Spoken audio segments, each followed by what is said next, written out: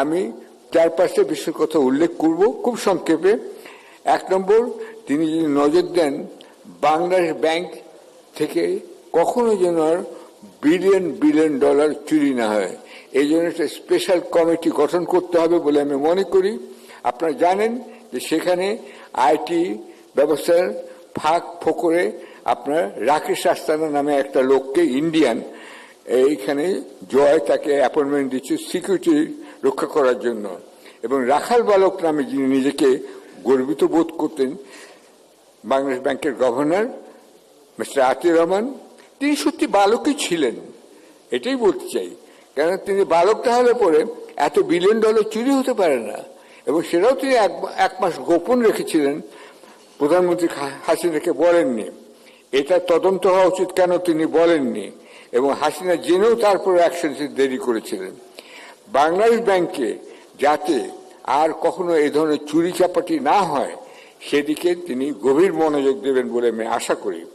এবং একই সাথে কমার্শিয়াল ব্যাংকগুলো থেকে যে এত টাকা পাচার হয়ে গেল সেটাও কিভাবে হলো সেটাও আমার মনে হয় এই বিষয়ে তার নজর রাখতে হবে। কেন এটারই প্রতিফলন ঘটে আমাদের দৈনন্দিন জীবনে, নিত্য প্রয়োজনীয় জিনিসপত্রের দামের উপরে, আপনাদের থাকা খাওয়ার উপরে, মাসের শেষে বেতন পাওয়ার উপরে। সেই জন্য আমি এটাকে গুরুত্ব দিতে অনুরোধ করছি উপস্থিত 2 মাননীয় অতিথিকে। আর দ্বিতীয়ত হচ্ছে, এটা হলো সবচেয়ে উপরের কথা, অর্থাৎ বাংলাদেশ ব্যাংক এবং কমার্শিয়াল ব্যাংকগুলোর কথা। কিন্তু সবচেয়ে নিচের কথা আমি এখন বলতে চাই, সেই সাধারণ মানুষদের কথা যারা এই মিটিংয়ের বাইরে আছেন। আমার ড্রাইভার থেকে শুরু করে বাড়ির বুয়া পর্যন্ত, কৃষক থেকে শুরু করে সাধারণ ব্যবসায়ীদের কথাও বলতে চাই। তাদের দৈনন্দিন খাবারপত্র যেন, জিনিসপত্রের দাম যেন সঠিক থাকে, তেল ফেল এবং তারা যেসব খাওয়া দাওয়া করেন, নিত্য প্রয়োজনীয় জিনিসের দ্রব্যমূল্য যেন তাদের আয়ত্তের মধ্যে থাকে, এটাও তিনি লক্ষ্য রাখবেন আমি আশা করি। 3 নম্বর, এটা রাখতে গেলে আবার আইন ও শৃঙ্খলা বাহিনী কিন্তু ঠিক রাখতে হবে। এবং আইন ও শৃঙ্খলা বাহিনীর মধ্যে আমি বিশেষভাবে চিহ্নিত করতে চাই পুলিশ বাহিনীকে।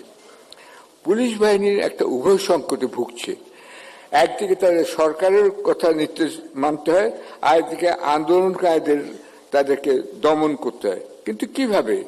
খুন করে, গুলি করে, নাকি লাঠিচার্জ করে, নাকি মানে ওয়াটার স্প্রে দিয়ে বা পেপার স্প্রে দিয়ে, পেপার না ওটা পেপার, পেপার স্প্রে দিয়ে, এইটা কিভাবে করতে হবে?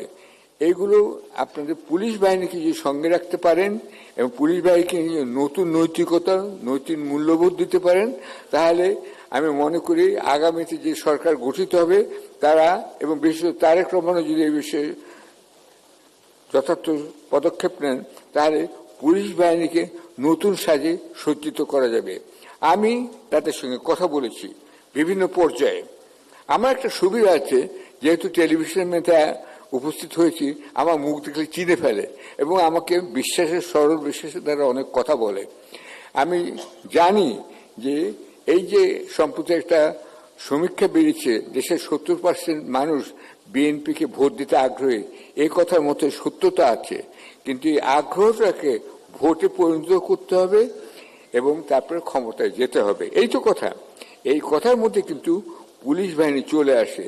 তাদেরকে যদি আপনারা নতুন নৈতিকতা, মূল্যবোধে আপনারা শিক্ষিত করতে পারেন, তারা কিন্তু প্রস্তুত আছে আপনার সাথে কথা বলার জন্য। আর আরেকটা কথা হচ্ছে সাংবাদিকদের ব্যাপারে, সেটা হচ্ছে সাংবাদিকদের মত বিনিময়। আপনারা জানেন যে এখানে সর্বজনীন একটা ব্যবস্থা আছে পেনশনের। আমি মনে করি যে তারেক রহমান সাহেব যদি ক্ষমতা আসেন, তাহলে উপস্থিত সাংবাদিকদের যে পরিবার আছেন এবং যারা আছেন তাদের পেনশনের ব্যবস্থা করবেন সর্বজনীন সরকারের আইনের ভিত্তিতে। সাংবাদিকদের জন্য আলাদা আইন করতে হবে না, এটা আমার অনুরোধ থাকলো তার কাছে। ধন্যবাদ আমাকে এই কথাগুলো বলার সুযোগ দেওয়ার জন্য।